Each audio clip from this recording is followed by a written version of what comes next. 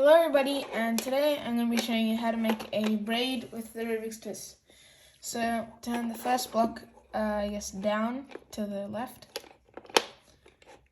and then turn the third block down to the right. Now turn this black block inwards, and then turn this grey block to the right. Turn this black block down, and then turn this grey block towards you. So we keep doing that pattern. Now turn this black block right, and the grey block down. And this black block goes towards you.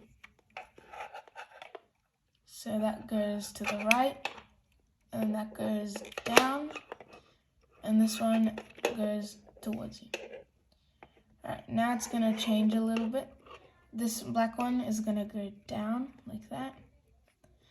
And then this grey one's also going to come down like this. This grey one's going to go to the right and then inwards like that.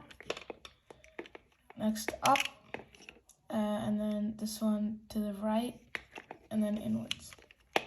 So you bring it up, this one to the right and then inwards. And then now this final block here, you're going to turn so that those two end pieces match. And there you go, you have a braid. So if you like this video, please make sure to hit the like button which is right down there, as well as the subscribe button which is right next to it. And goodbye, I'll see you in my next video.